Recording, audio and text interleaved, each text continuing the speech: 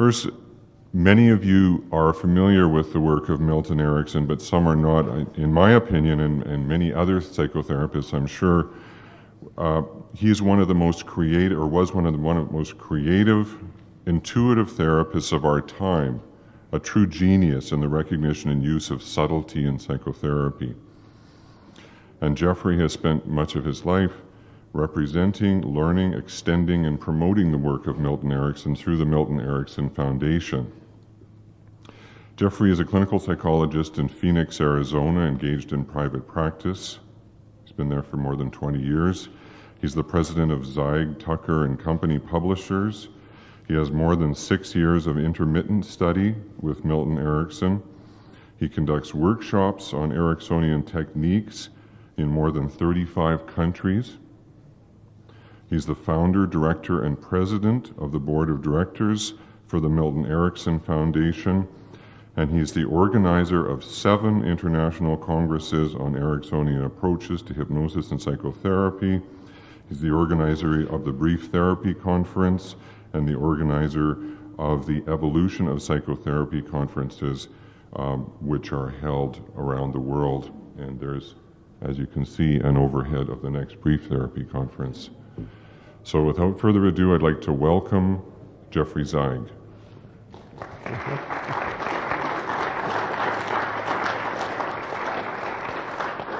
Well, thank you so much. It's really an honor and a great pleasure to be here. And this is my second opportunity to present a keynote presentation at the Meaning Conference. So I'm just completely... That have been, and wise words that have been presented to you. And so I'd like to shift the focus a little bit and not be the purveyor of wise words, but be more the elicitor of some wise experiences. And this fits very much with the model of hypnosis. In traditional hypnosis, hypnosis prior to Erickson, the direction of the hypnosis was this way. Hypnosis was traditionally seen as an outside-in approach, where a hypnotist would project ideas into a relatively passive patient. Well, Erickson's model, as elaborated by Ernest Rossi, focused not on the word induction, but it focused on the word elicitation. How could hypnosis be done this way, where the purpose of the hypnosis was to bring forward previously unrecognized learnings, where the presupposition was that the patient had within a wealth of ideas, experiences, memories, and that the job of the psychotherapist was to create a psychotherapy that was the reassociation of internal life. The idea would be that every phobic patient had a wealth of experience at relaxing, every smoker had a wealth of experience at being comfortable without a cigarette, every schizophrenic would have a wealth of experience at communicating correctly, and the job of the psychotherapist was to stimulate into play, and I mean that literally, stimulate into play some of the resources that have been habitually dormant. Okay, so that's all well and good, and we can think about hypnosis and perhaps changing the direction of hypnosis and thinking that hypnosis is something that we could perhaps add to our psychotherapy, whether we're doing psychoanalysis or family therapy. There are techniques that we could take from hypnosis and apply them in our psychotherapy. Hypnosis could be considered a model of influence communication. When I was with Erickson, it was a remarkable experience to be with him, because Erickson took the words and he focused those words so that each one of his words was surgical. And he took the implication of the words, and the implication of those words, the implication was surgical, it was directed, it was focused. And his gestures were surgical. The purpose of his gestures had an intent, and the implication of the gestures was surgical. And the effect of that was that I never felt so loved as when I was with Milton Erickson. Because here was somebody who was working so hard to focus every nuance, every word, to have an effect on me. Okay, again, that's interesting, but let's think a little bit differently. Let's say that if we search around and we look to the philosophical universe, that suddenly we pick up some lenses, and we can use these lenses to examine different phenomena. And we could use a lens, for example, of constructivism to examine how to create vision in a frog's eye, like Maturana did. But could we think for a moment, strangely, that perhaps hypnosis is not a tool that could be used to suggest or that could be used to elicit, but could we think that hypnosis was a lens? And hypnosis could be not even considered a technique of psychotherapy, but a lens through which we could examine the philosophical universe. And that's a strange idea, but I'm going to offer that idea to you and going to try to elaborate on that idea and see how that can be relevant to our understanding of concepts such as freedom, justice, and responsibility, and how it can be applicable to the job of doing psychotherapy, and even more the job of being a psychotherapist. Okay, now, let's say that you wake up tomorrow morning, and when you wake up tomorrow morning, you say it's a beautiful day, probably not in Vancouver for many of you, but it's a beautiful day wherever it is that you grow up, wherever it is that you're living. Thank you, Freud. Wherever it is that you're living, you say it's a beautiful day, you say, I think that I will be a patient in psychotherapy. If you say to yourself tomorrow, I think that I'll be a patient in psychotherapy, how would you accomplish that? Well, you could accomplish being a patient in psychotherapy by doing this and by saying something inside your head or socially. And what you would have to say is one or a combination of 8 things. If you said, for example, can't, always, never, yes but, I should, if only, what if, and if he, she, they would just, then you can earn the right to pay someone $100, $150 an hour to talk to about your problems. If you say, I can't, like I can't have good relationships. If you say, I always, like I always get to places late.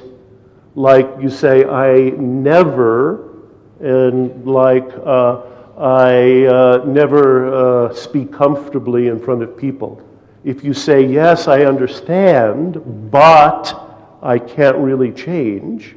If you say, I should, like I should read journals every day and study more about my particular field. If you say, if only I had made good choices. If you say, what if, like what if the airplane falls out of the sky. And if you say, if he, she, they would just be more sensible or more sensitive, then you could earn the right to be a patient in psychotherapy. Take the posture, which is a posture of limitation, a posture of tension. You'd have to be into that state of tension, limitation, where you weren't seeing very much, and where you weren't accessing any of the complementary resources that you would have in your life. You would have to dissociate yourself from the resources that you have. Every person who has a phobia knows how to relax, but they don't get the idea of being able to take their history of relaxation and bring it into the situation that they need. Every depressed person knows how to change their mood. They know how to cheer up. But when they're into that state, they feel as if they're dissociated from those resources and they can't connect themselves with those resources that they have. So that we can consider, more or less, the state of being a patient. You would get into this limited posture. You would have a little vocabulary that you would be saying inside your head. You would have a vocabulary that you would be saying socially, and you'd have a role. The role would be that you were a victim, perhaps a hapless victim. You would be a victim of your attitudes, a victim of your behavior, a victim of your past, a victim of your projections about the future, a victim of your social circumstances. You would communicate in some way that you were a victim. Then you would be a patient in psychotherapy. Okay? Now, second problem.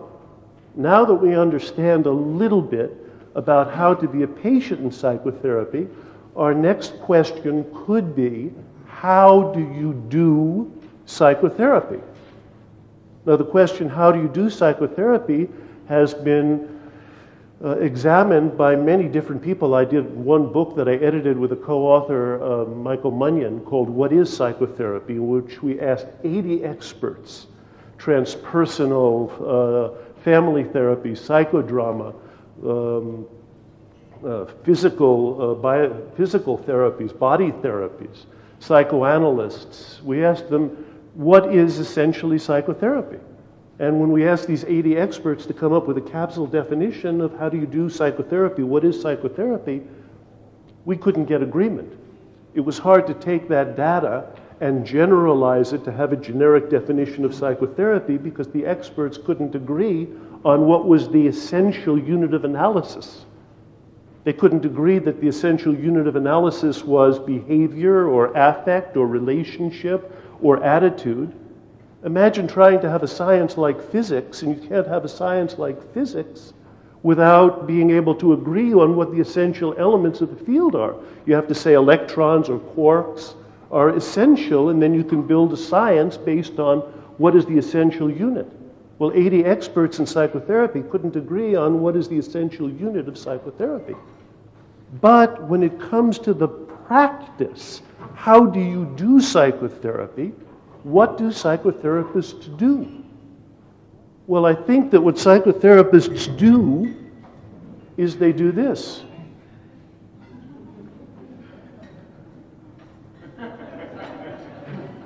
What psychotherapists do is they enter into the Joyce Brothers posture.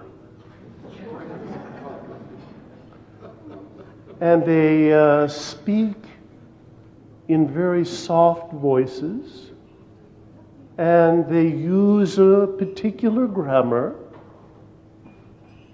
usually something like, well, can you tell me more? How do you feel about that? And essentially, what psychotherapists do is that they ask patients to introspect. And they ask patients to introspect in accord with a particular theory of psychotherapy, a particular theory of personality, a particular theory of human development that they have. But still, the frame of psychotherapy is a frame of introspect. The therapist communicates to the patient, introspect. And again, according to the dictates of a particular theory. I'll give you a little graphic that I use to illustrate this, and it's not really a handout, it's more of an aesthetic graphic, where I was looking at some of the different perspectives that psychotherapists take. If the psychotherapist takes a perspective, an introspective perspective of etiology, the goal of therapy changes. If the therapist takes a perspective of bring forward the underlying psychodynamics, the goal of psychotherapy changes. If the therapist takes a perspective of body work, the goal of psychotherapy changes. If the therapist takes a perspective of biology, the goal of psychotherapy changes. But still, for the most part, perhaps not with body work or perhaps not with biology, the essential frame of the therapist to patient is introspect. Think about the roles, think about the rules, think about the attitudes, think about the cognitions that you have, think about the feelings that you have. So if the patient comes in and the patient says, I'm anxious, and the therapist is Rogerian and the therapist says, seems like you're feeling tense, the therapist is still asking the patient to introspect about their affect. Well, I think that if we take this idea that, there on the floor of the philosophical universe is a tool called hypnosis. And if we looked at hypnosis as a lens for examining psychotherapy, we would find that hypnosis, for the most part, especially in the way in which Erickson has conceived it, is not done with the imperative of introspect. So here's an offer. An offer is that right now, with your kind permission, any of you that want to participate, I will offer you a brief induction of hypnosis. Is that okay? I think that, it's the only intelligent thing to do after lunch. You bypass the postprandial crash. Okay, so now to enter into hypnosis, one thing that you could do is put aside any notes that you have. And then you could establish yourself in a kind of balanced posture. And that balanced posture would be a posture in which you could place your hands effortlessly on your legs in such a way that your thumbs are not touching. And that would allow your arms to maintain themselves effortlessly against your sides, so that you could begin to feel yourself comfortably contained by your arms against your side. And that would allow you to realize effortlessly the way in which there's a certain sense of balance that you may not have been aware of before, that you may feel the balance of comfort, of your head resting effortlessly, supported by the muscles of your neck. And that will allow you to attend with your ears to some of my words effortlessly. And then you may realize that you can just take an easy breath, and you may recognize that you can take another easy breath, so that you can comfortably just close your eyes. And as you close your eyes, it can be so pleasant to just allow yourself to go inside. Realizing that as you go inside, you may pay special attention to the sound of my voice. And as you pay special attention to the sound of my voice, You may notice changes in the tone.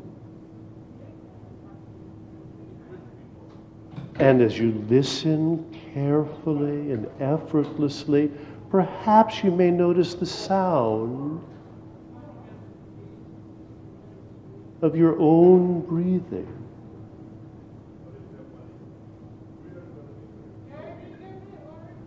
And as you begin to really attend inside, you can notice the sound changes as your body continues to effortlessly accommodate itself to the resting state. And all along, you could quite comfortably and confidently just look behind your eyes, realizing that as you look behind your eyes, you may be delighted to notice that there are patterns.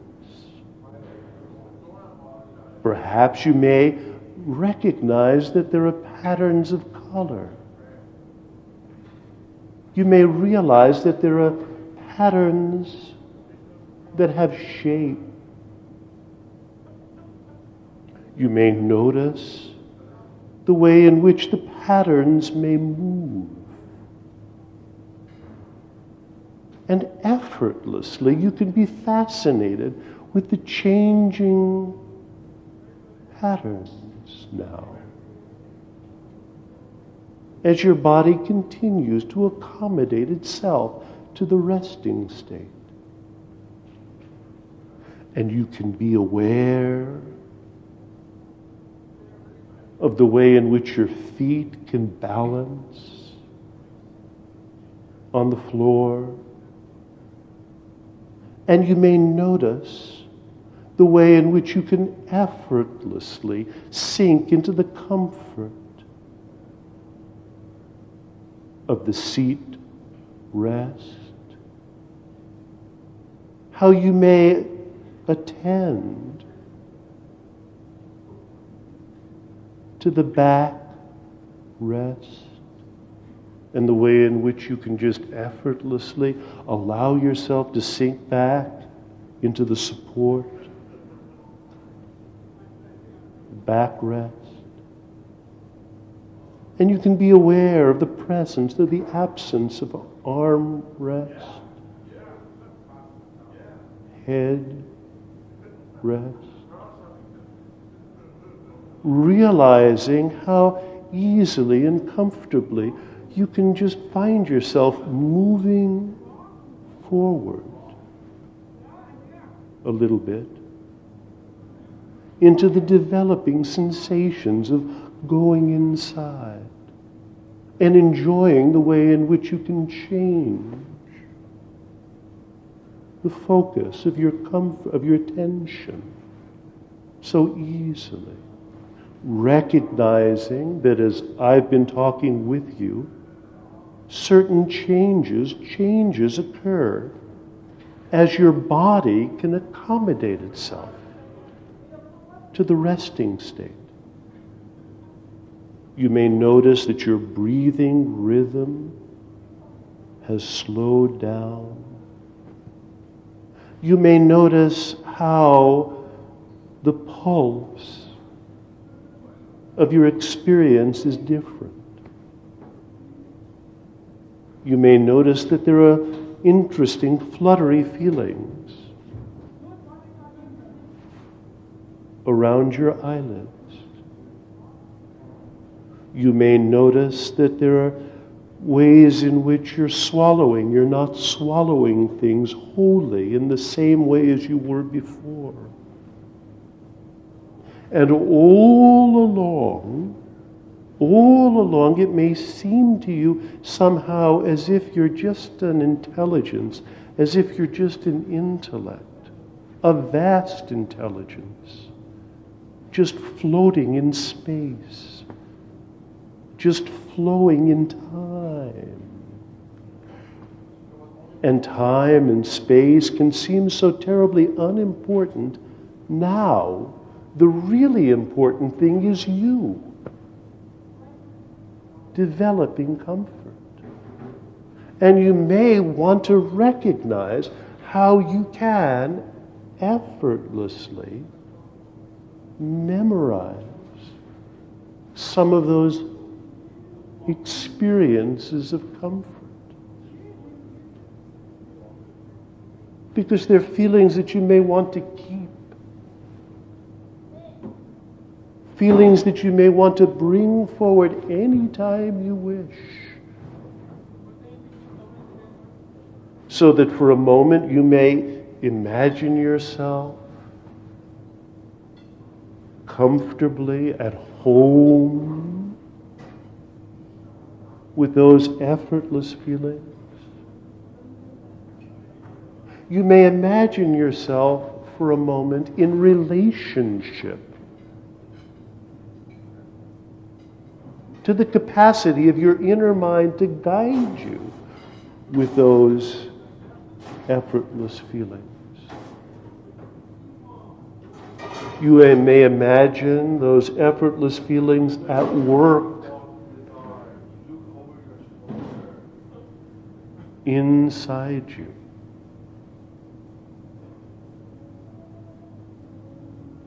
And all along, you may notice how you can just think back comfortably, remembering some of those feelings, and so that you can look forward effortlessly to bringing those feelings with you so many different ways and times in your future. And so here, now, here, I'd like you to begin to reorient yourself. And I'd like you to understand that you can reorient yourself fully and easily and comfortably and completely. Reorient yourself now, taking 1 or 2 or 3 easy breaths. Please just take 1 or 2 or 3 easy breaths and then stretch.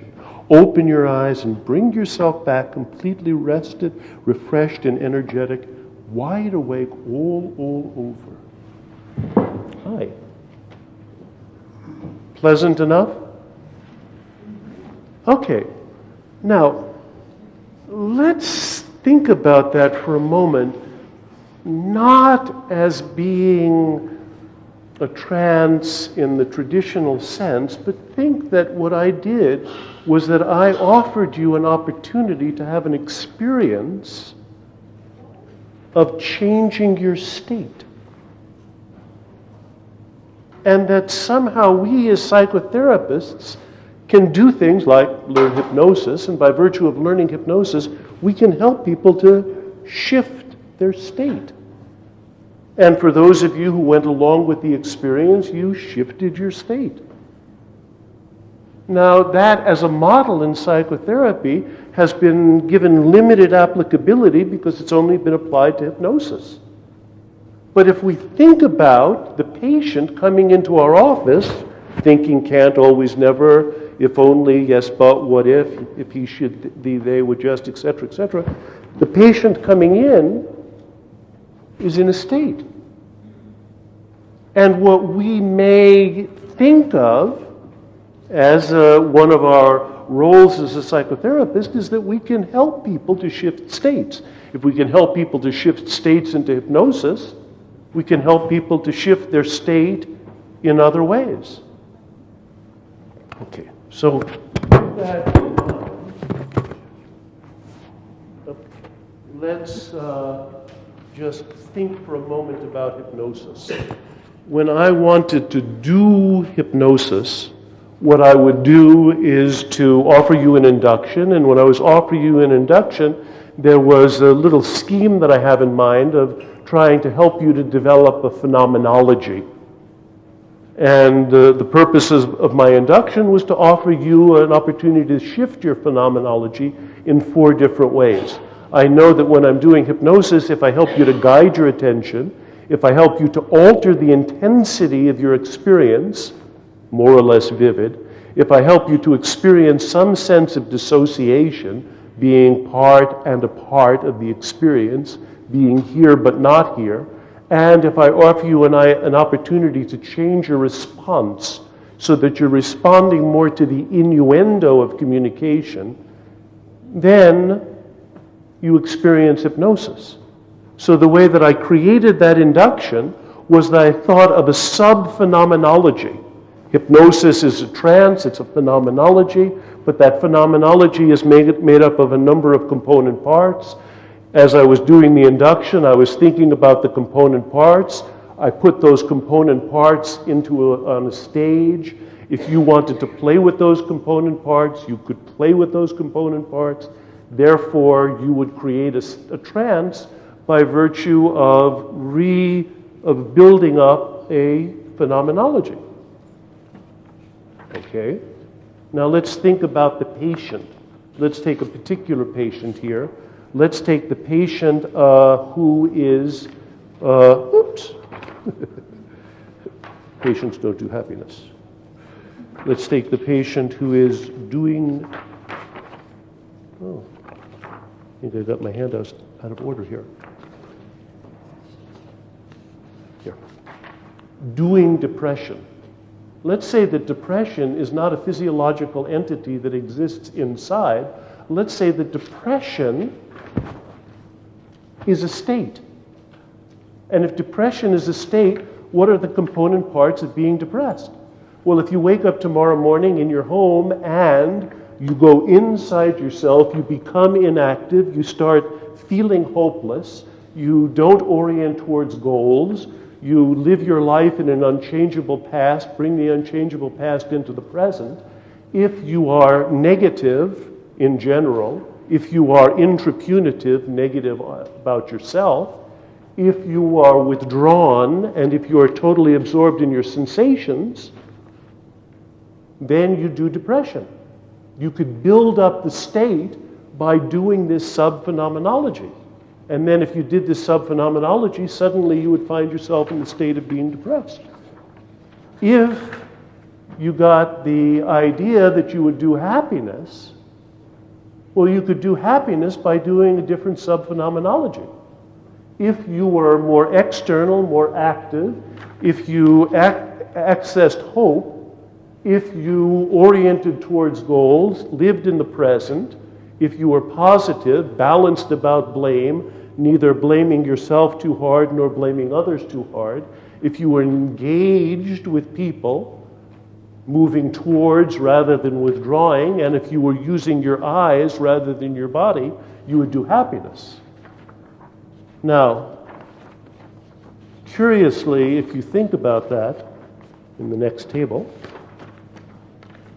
take these. Thanks. I put them side by side. If you wanted to do depression, you could do those things. If you wanted to do happiness, as it turns out, you would do the opposite of depression.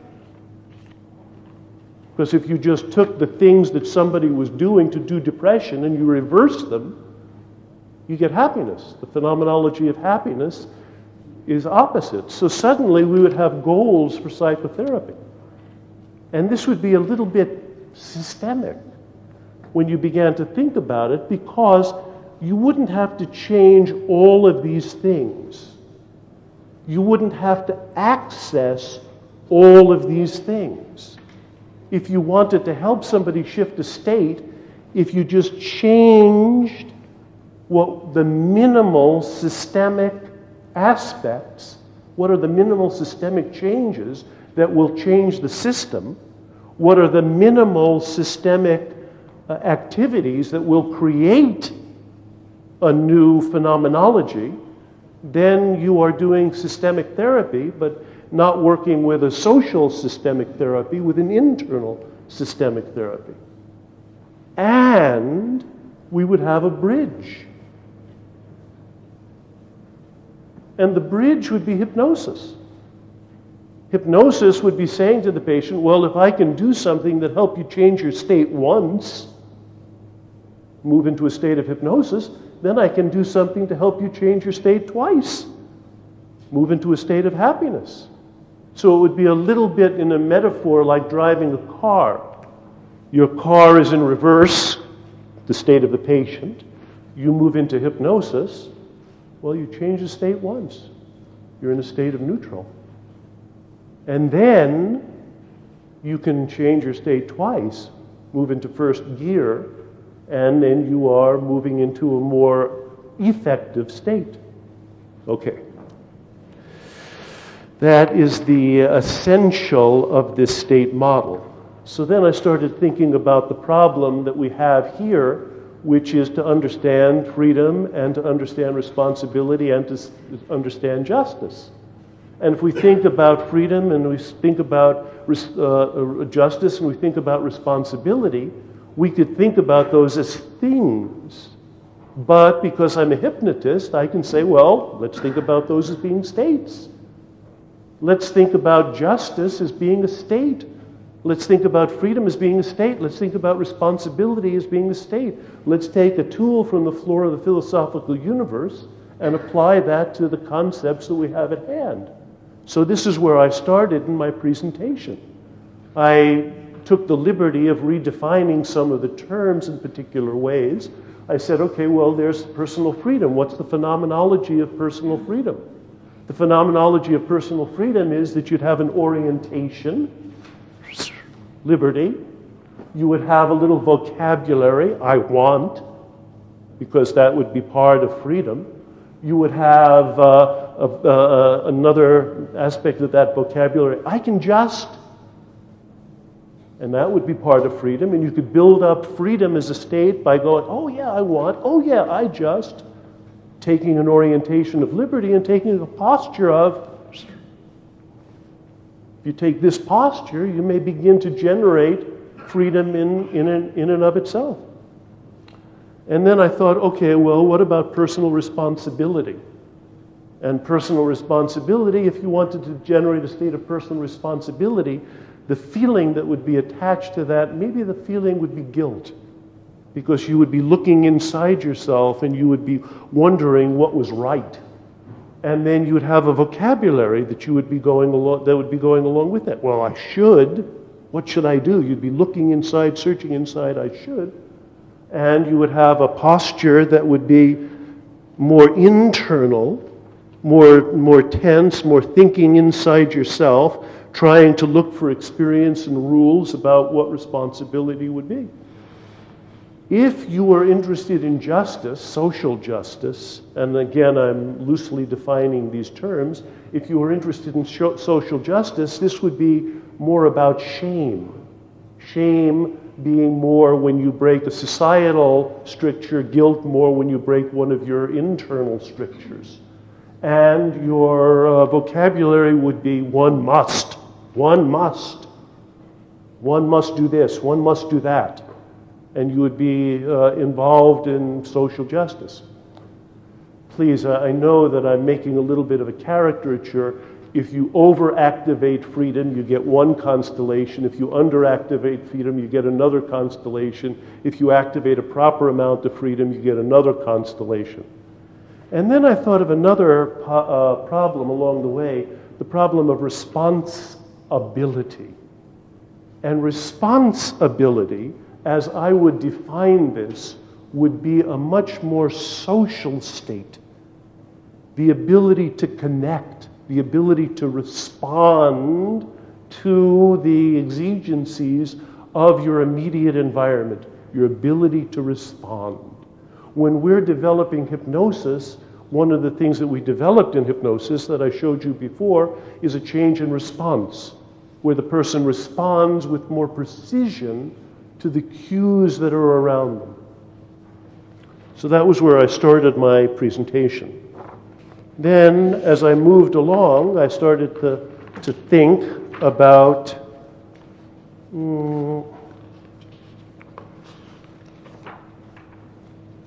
freedom, defining freedom more as personal choice, I started to think about personal responsibility as more of a moral choice. I started to think about social justice as being more of a social choice, and responsibility being a choice of roles. Could we respond by moving into a different role?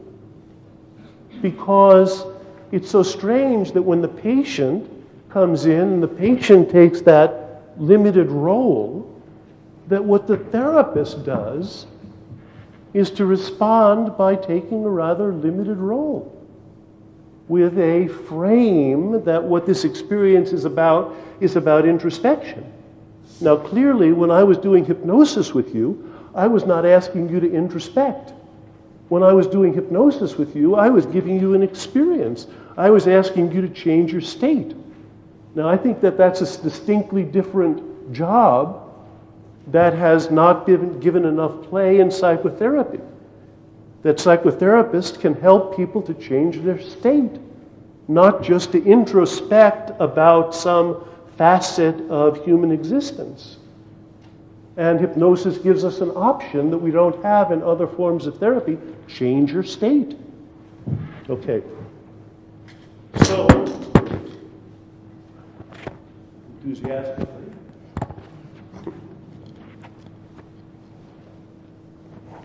I thought, being given this nice opportunity by Paul Wong and the staff here to think, that we could take this one step further, and we could think about,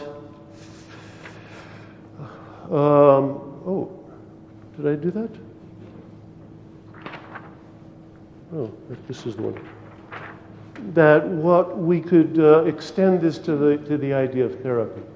That we could think about freedom being the personal choices that we make in therapy, personal responsibility, the moral choices that we make in therapy, justice, the social choices that we take in therapy, and responsibility, our choice of roles. And that we do not need to maintain a static role. And that in fact, in a paper that I recently did, I said that not only should therapists not exist, that hypnotists should not exist. And my point in making such an exaggerated claim was that if we limit ourselves to one role, the role of being a hypnotist, if we limit ourselves to the role of being a therapist, we miss some of the point in psychotherapy. And when we see people who are really excellent therapists, they seem to have an uncanny ability to be able to switch their role, to be response-able, and to take on a role that is more adaptive in helping the patient to achieve what the patient's goals are. Now, I don't have time. Oh, dear. I didn't space myself very well. Let me, because what I was going to do is I was going to do a little activity with you, but maybe what I need to do is to just role play that activity for you. And the activity that I had in mind is that what if we started off with a dialogue and we said that in our dialogue, the dialogue had one rule. And the rule of the dialogue was yes, but. And so that was the only communication pattern that you could use. And the two participants in that dialogue could only do yes, but. So it would go like, I'm here, and then the other person would say, well, yes, but are you really here? And then the other person would say, well, yes, but is anybody ever really here? And the other person would say, well, yes, but does being here really matter?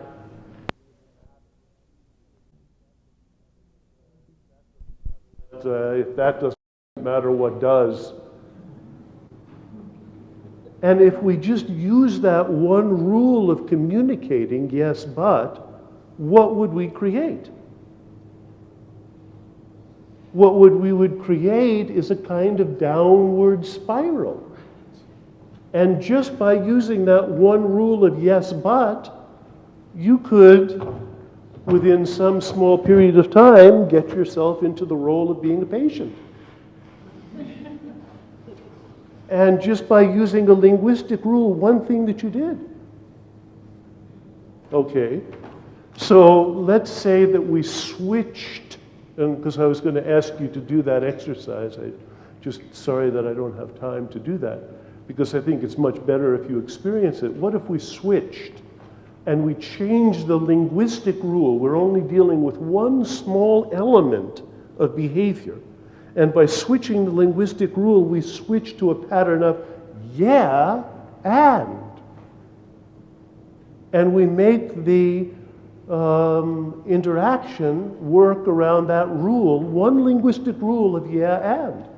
So person A says, I'm here. And person B says, oh yeah, and we can have a conversation. Oh yeah, and we can get to know each other. Oh yeah, and we can share some of the important things in our lives. Oh yeah, and we can learn some things that would be very useful to us and important to us. Yeah, and we can appreciate more of the immediate moment. Yeah, and we can really share some things that are very intelligent. We're really having a great time right now. That suddenly, if you just change the linguistic rule from yes, but to yeah, and, you get an upward spiral rather than a downward spiral. And I would hope that you would recognize that if you were in the role, the accompanying role of that linguistic rule, yeah, and, the accompanying role would be, you wouldn't be a therapist. You would be a banker. And you would be a banker in the sense that whatever you were given, whatever principle you were given, suddenly you were returning interest. And it would be a banker in the best sense of the word. Get principle, return interest. And if people would operate by that simple principle of doing yeah and communication rather than yes but communication, that one linguistic shift would shift a role.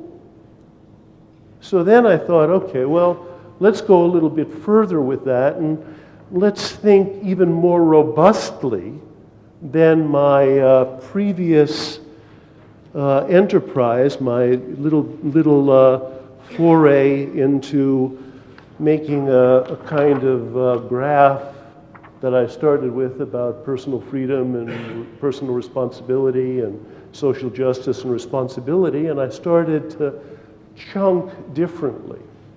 And chunking is a concept of making distinctions. Making useful distinctions is very interesting to me, and I find that to be very valuable, and it's a little bit of a lifelong pursuit. Let's see what interesting distinctions we can make. If you woke up tomorrow morning and you said to yourself, aha, I think that I will do freedom.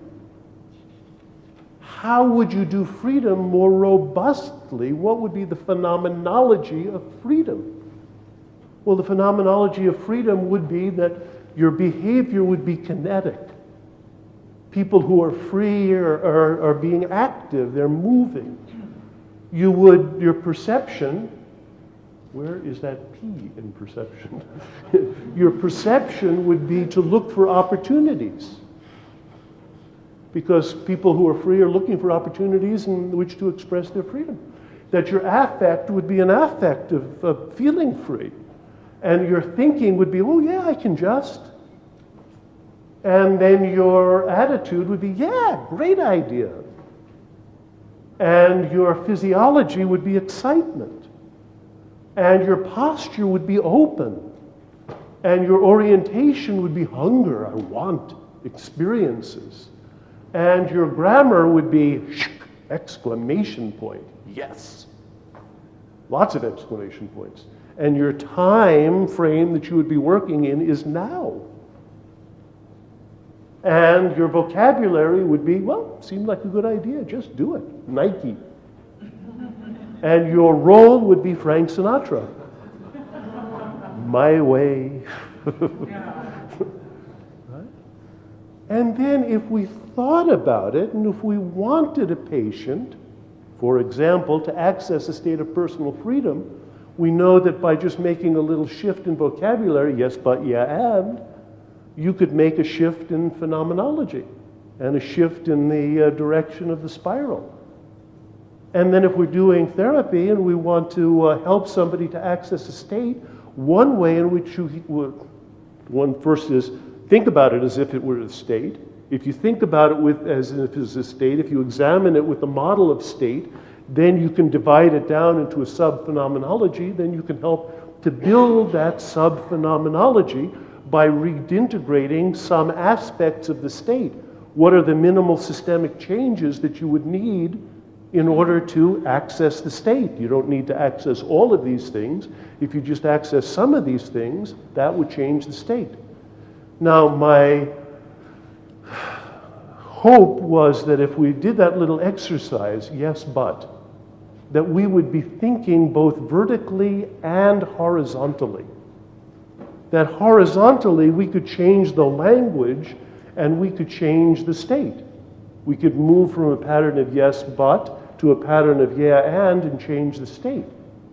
But what would happen, for example, if we did the yeah, and dialogue and we made what I would call a horizontal change? I'm sorry, a vertical change.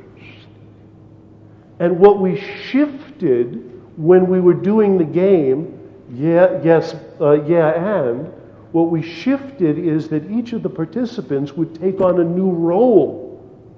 They would take on the role of personal freedom. And suddenly they would do the yeah, and dialogue by making this vertical shift and changing their role. How would that change the dialogue? Interestingly, I think that you could do the exercise, yeah, but make this vertical leap, shift your role, and do a yes, but dialogue from a role of personal freedom. And see how would that change if you did it by virtue of making a shift in your role. What if we decided that we didn't want to do personal freedom, but what we wanted to do was personal responsibility? How could we do personal responsibility? And then I had another series using the same template.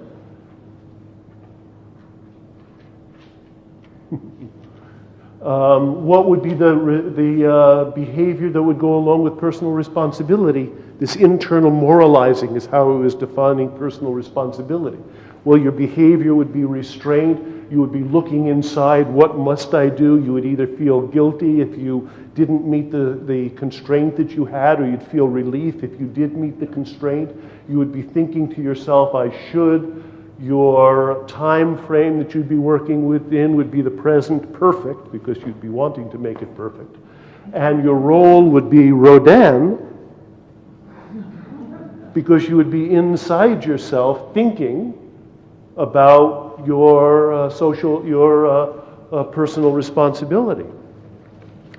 If we wanted to shift to the idea of social justice, what would be the kind of phenomenology that would go along with the state of social justice? Well, your behavior would be to be careful. You would be looking for what is proper. Your affect would be shame. Your thought would be what one must do. You would be external referencing. You would be looking for the rules that exist in the social system, and you try to be behaving in conformity with the roles that exist, or you would be imposing those roles that exist. What will others think would be a vocabulary of thinking about social justice. You need to behave, according to some superego dictate. We don't have time to take that further, but what if we took the role of responsibility? As I'm defining responsibility to you, what would be some of the subcomponents of that state of responsibility? Well, your behavior would be flexible. Your perception would be a perception of being aware, looking for the responses. It would be about connection. I don't know why I didn't put the word connection there. It should have been the word that was connection. The thought would be, what can we do right now? What can we do right now? What can we do right now?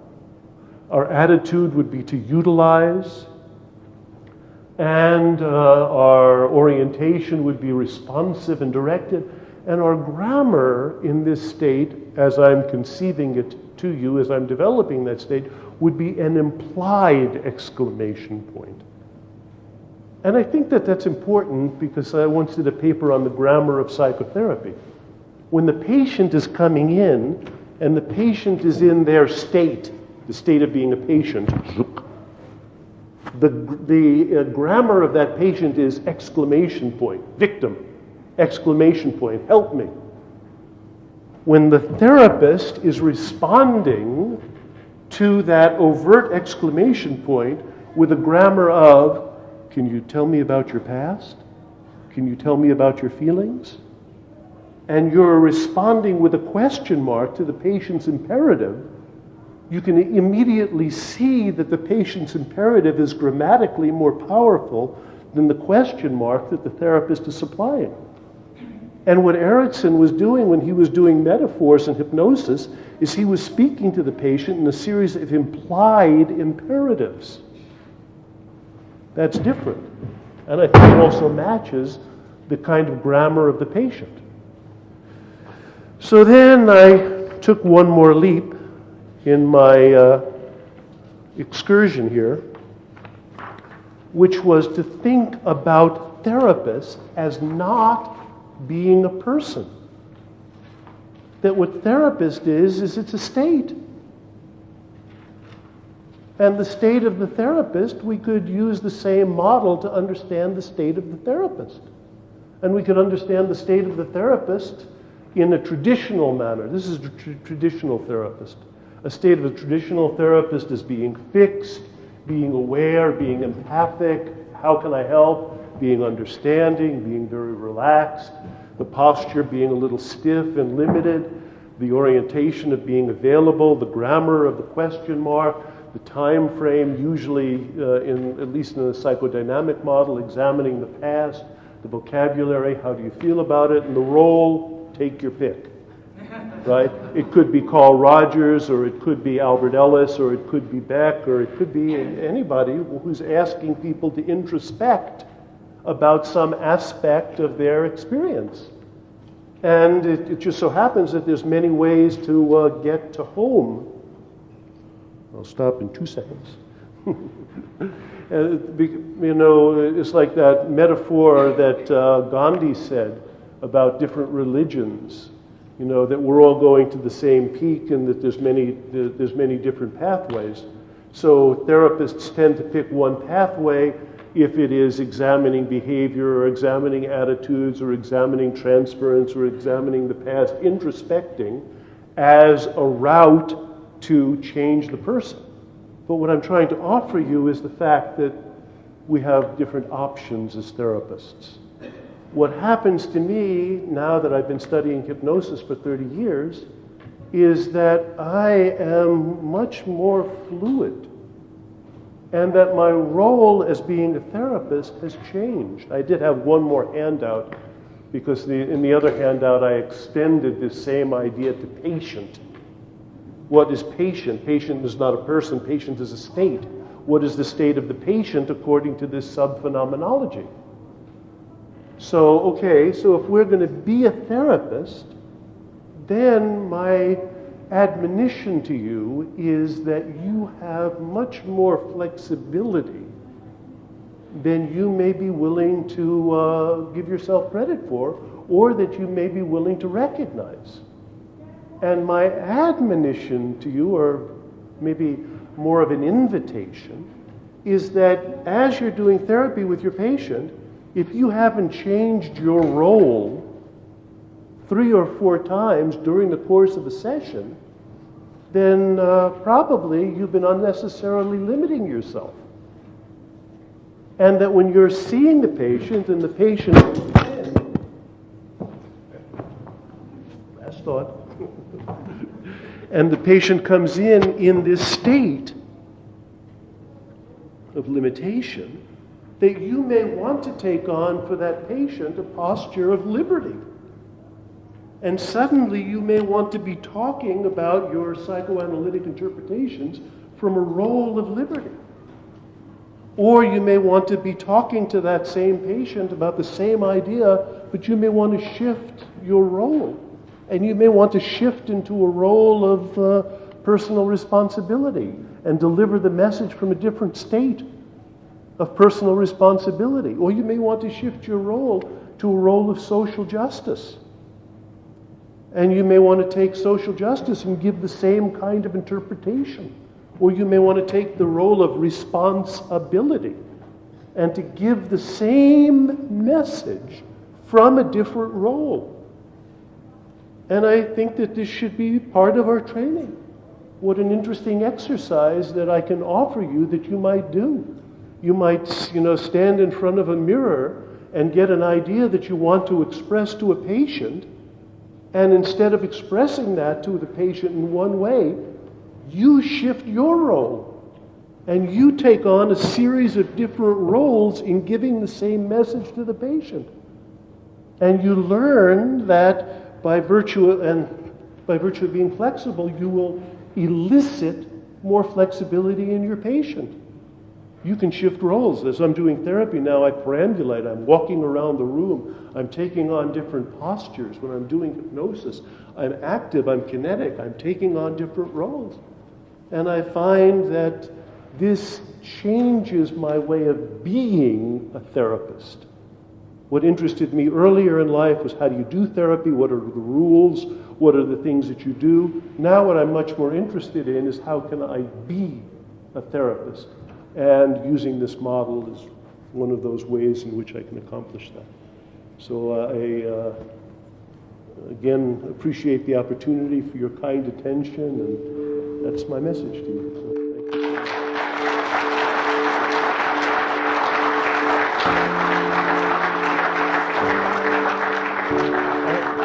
I do have, being a the Erickson Foundation has its brief therapy conference coming up in Orlando, and I'm doing a program that's very interesting in Toronto at the end of August, which I've never done in Canada before, which is a 5-day training program in hypnosis, where I'm actually teaching people the mechanics of doing hypnosis. So those of you who are on the East Coast and are interested, I left some literature here about the Erickson Foundation and publishing. I want to thank Jeff and the Erickson Foundation for looking after our C credits. Thank them for that. Okay. And now, if you value the speech by Jeff or by Spinelli or by any other speaker, please order your tapes now, so you can pick them up this evening. Otherwise, you have to pay for shipping. And also tonight, make sure come out to hear Harold Koenig. He's one of the leading authority on religion and spirituality and healing.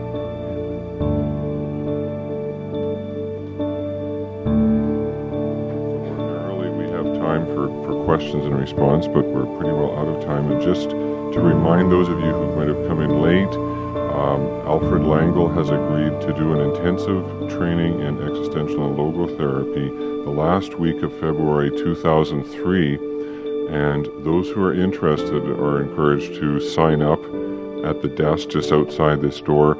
And just a final reminder to those of you who haven't got an evaluation form in your packet or forgotten where it was or left your bag at home, we do want to get the evaluations, and there are some blank evaluation forms in the boxes just outside the desk, and we encourage you to do those. Thank you.